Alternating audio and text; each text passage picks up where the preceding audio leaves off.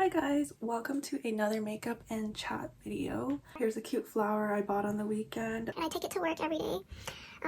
There's two items I bring to work and take home from work every day because I have like some sort of personal attachment to them, and they're kind of like my emotional support items right now. The Smokey and the sunflower. But for today's 100 subscriber special, I'm gonna be trying a new makeup look by this Instagram model that I follow. Her name is Jihoon Kim, and she does a cute smoky eye look, and she says it only takes 5 minutes. So I'm gonna test that out. But I'm excited because I really love her makeup looks, and I think she's so beautiful. And she does it all with her fingers, which I'm gonna have to do because I washed all my brushes and they're not dry. Okay, so I finished my base makeup and I wanted to talk about my personal experience with weaponized incompetence.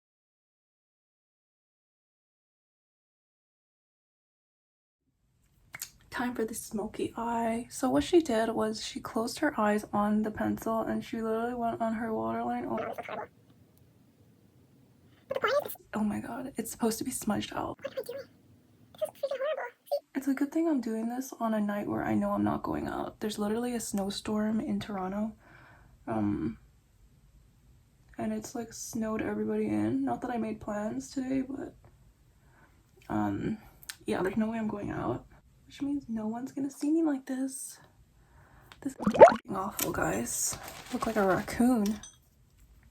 So the reason why I hate weaponized incompetence so much, it's just really frustrating every time because it's like, why do I always have to be the one to step up? Why am I always the one, you know, doing everything for everyone and letting people make these excuses? It's just so annoying. This feels like a rant session. I feel like I'm just ranting. I didn't have a very good week this week, guys. It's been very emotionally turbulent. A lot of negative thinking and overthinking going on inside my head, and a lot of regrets. Sometimes I think about the past and the mistakes I've made, and I just think, like, how could I have allowed myself to do that? Okay, next step apparently is to go extend it in the middle of the eye. And then she said blend it out, but I gotta do that later. My last relationship brought me a lot of trauma. I'm blending this out, by the way, now. Like, I'm actually afraid to get into another relationship, even though I totally am able to. I'm not saying that's like a good thing or anything, but I definitely have met some good people, and like people that honestly, like, so after I broke up with my ex, I decided to make a list of things that I would love in a future partner and I need in a future partner, because I didn't want to do that, go through that again and not know what I'm looking for going into a relationship. Write down all these red flags, these signs, like, real quick. So I remembered them and only looked for somebody who could meet all my needs in the future. And after I wrote this list, I realized I like met some nice guys that like fall into these categories. I feel like ever since we broke up, my life has just gotten better, but I have no more interest in building that future anymore. I think I'm avoiding getting into anything romantic with anybody, because while the good times can be really good in relationships and love, which is what is plastered all over media to get you to fall into these traps of thinking like, I can't be happy unless I'm with somebody. There's just so many lows that people don't show, and while that's super obvious, common sense, everybody knows there's lows, everybody tends to ignore the lows because when they're desperate for love, when they feel lonely, that one little inch of loneliness is going to set people off and make them forget all about the possible negatives, unless they've just been through it and they know how low it is. The low is so low. For me, that low was so incredibly low that the thought of getting into a relationship, even if it's with somebody who meets all these check boxes of a sorry, that was my video, ideal future partner, I still don't want to do it. I'd rather not risk going back to that low if it means sacrificing some possibility of living this movie romance. Because what I realized is this movie fantasy romance just doesn't exist. Real life love is just disappointing. It's not perfect. It's really, really imperfect. There is no couple that is completely perfect, has no major issues, and no reason to be upset or fight. Or it's just, I know that that's normal, I know that that's life, but I don't want it, you know. I really don't want it. I really don't want that kind of stress in my life. Especially, you saw the stress rush I was getting on my face, right? The stress picking, you know. I have enough stress without a man dragging me down. And I know that's negative to say, because these guys could potentially be good guys, and they could, I don't know, add to my life, make it great, maybe even better than what I'm going with right now, which is already great. So I guess that's the point, is that since I'm doing so well and I feel like happy, pretty much consistently happy on my own, I don't want to risk losing that for the possibility of being with somebody, even if it means that they are aligned with me and my future. Next step is putting black shadow all over the eyeliner. And yeah, so what I was writing in my journal is that real life love is just really disappointing, guys. It's not like what I want. Like, I want that perfect romance. Like, that's the only thing I'm willing to sacrifice my complete peace, calm, single happiness for. And there's no way I'll get that, because the more of this like media that I'm seeing with the celebrity gossip and scandals and whatever, it just makes me lose hope for everyone. Humanity, love, especially in men. The trust I have for men is quite low. And it might not even be the person's fault at all. Like, it's literally usually never their fault, because I've been meeting good guys. They've been good guys, and I can even say that with confidence. But I just can't risk losing this peace and happiness right now. Oh my god, this is what my uncle and my family in China would call raccoon. They would say that I look like a raccoon right now. I'm kind of feeling the raccoon though. Guys, it doesn't look anything like hers, but to be fair, she's been doing it for years, and this is my first time. I also don't think my face is symmetrical enough to pull off messy, like, quick looks like this. I don't care. This is what we're rolling with. So she did a little bit of sparkles under here.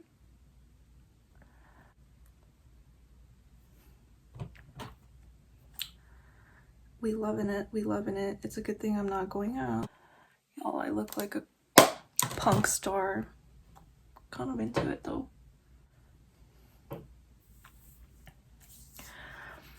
I'm into it. I forgot to go put on blush though. I'm just talking about random stuff. I almost spread the black all over my face from the eyeshadow. This is crazy, y'all. This is totally a pre-shower makeup look. Oh my god. Wait, let me fix this, guys. I need to fix this.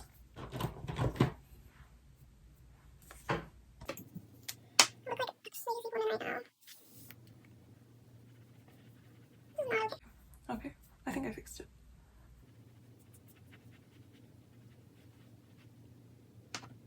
Gotta do some mascara. So today's video really has no theme. I'm just talking about whatever comes to my mind. Another topic that's been really raging on my mind is that I regret having social anxiety and being shy for most of my life, which I still am. I still have those things, and I recognize that it was my environment most of the time that like really triggered those traits of mine of being shy, introverted, socially anxious. I was super socially anxious to the point where I couldn't even, like, I could barely talk to new people without getting embarrassed, regretting everything I said, or just not saying anything at all. Sometimes I'd meet people with my friends and not say anything at all, and it would just be like a regular thing for me. And I would hate it. Like, every time I would regret either not saying anything, saying too much. Just, I hated being myself. I hated myself. I hated being perceived. I just hate it. I feel like that says a meme. I hate being perceived, but it was the truth. I hate being perceived. Sometimes I still do hate being perceived because, well, me and my therapist talked about this. She was like, why do you hate being perceived? And I was realizing that it's because I hate the thought that people can form judgments and opinions of me without really knowing me. And that thought alone scared me into just becoming and presenting myself as a boring person. And by doing that, I could get those eyes and attention off of me, because I'd much rather have people think I'm boring and not look into me and like forms of judgment of my real character, rather than have people see my true character and not like who I really am for me. That in turn, of course, made people think I'm boring and make people think I'm uninteresting, which I guess isn't very nice of them to think, but it was the truth. That was the version of me I was projecting. I'm boring, I'm quiet, I mean, like, don't bother me because, or maybe I was just giving off standoffish vibes. Either way, it was unapproachable, and it made people obviously not warm towards me, not obviously keep their distance. And that cycle is what kept me thinking like, oh, even if I showed my real self, people would treat me like this. So why would I show my real self? Because then if I showed my real self and they distance themselves from me, it'd make me feel worse. Rather than them distancing themselves from me because they didn't know me. I don't know if that makes any sense. But nowadays, I show my complete and true self to everybody. I don't give, well, I do care sometimes still. I still get self-conscious that people are judging me and people are like thinking I'm a loser, outcast, weird. But what I realized is that everybody wants to belong. Everyone wants to feel included. Everybody is scared of feeling weird and judged. So I stopped giving two flying. I just be myself, and if people don't like me, I guess it is what it is. But it's kind of gotten to the point where I'm a little too open, too authentic, saying too much what's on my mind. And though it makes me feel good, it scares me sometimes when I stop and think like, these people know who I am and they could hate me for who I am, you know, not hate me for this shield I'm putting up. That's what gets to me now. The fact that people are able to judge the full true version of me and still maybe come to the conclusion that I'm not a good person. I don't know, judge me for whatever reason because I'm not like them. And that's stupid also because, you know, people's opinions are no more or less important than yours. So if somebody thinks you're weird, it doesn't mean anything, because if you don't think you're weird, you're not weird. Like, the opinions of others are not more valuable than yours, if you know what I'm saying. But that doesn't make your opinion more valuable than theirs. You know, no one person is more valuable than the other. No one person's opinion is more valid than the others. Everybody is worthy and everybody is valid for taking up their own space, having their own judgments, but in the end of the day, your thoughts, your opinion of yourself, how you feel in your own skin, how you feel about what you are presenting as your true self, is what makes you happy at the end of the day. Even if in the moment you don't think it does, it will. Putting yourself first, putting your opinion first, because no one's gonna put your opinion first. Only you can do that. Another thought I was having this week. I was having a discussion with some of my friends at work. We were talking about YouTube and all our favorite older YouTubers, and I was kind of bringing up some of the OGs, and it reminded me how much I loved YouTube as a kid, which is why I'm so passionate and excited about this YouTube channel, because I freaking loved YouTube. That was my life, and it still is to a certain extent. It's not the same anymore because when I was a kid, that's like all I knew. And my favorite YouTubers, okay, I'm gonna name a few that we talked about. But one of my favorites was PewDiePie. He was my absolute favorite. PewDiePie equals 3, Ray William Johnson. That show was really funny. I love Michelle Phan, Niga, Kevin Wu, who stopped YouTube. Oh, they all stopped YouTube, but I love these YouTubers. So I loved Just Kidding Party, Just Kidding News, Good Mythical Morning. I really loved that channel. Matt Stoney, the guy who does food eating competitions. I still watch his videos from time to time. I love Doobie Doo Bop right now. She's a newer YouTuber. But she's my favorite new generation YouTuber. And then I also love Madeline RG. I love Amelia de Moldenberg, the chicken shop date girl, the Hot Ones YouTube series. Love those. Okay, I forgot a few. I love Kelly Stamps. I love this new YouTuber. Her name is Stacey Theroux. Guys, the amount of subscriptions I have is outrageous. I subscribe to 800 channels. I loved YouTube dearly. YouTube has a very, very, very special place in my heart. It is deep down in there, and nobody can replace my love for YouTube. YouTube is my favorite social media platform, I think. I just look up to all those YouTubers so much. Love YouTube videos. I'm just doing this for fun as my hobby type of thing. Like, I don't really know what direction I'm taking this channel in, but I think I'm focusing a lot on my healing journey and the lessons I'm learning in my 20s, and I'm just trying to share what I'm learning with you guys, share my experiences. If you have any requests for types of videos, what I should talk about, what you want to see for my, I don't know, let's say 500 subscribers special, please leave a comment down below. Give me some ideas because I'd love to hear what you guys think. I want to perfect this smoky eye look though, so if anyone has tips for me, go ahead, drop them in the comments below because I'd love to hear from you guys.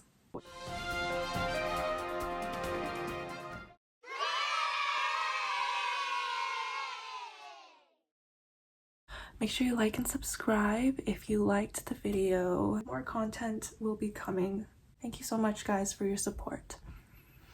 And I guess comment down your favorite OG YouTuber because I would love to know. It's not fun to clown around, get your feelings hurt, and be heartbroken. It's just not fun.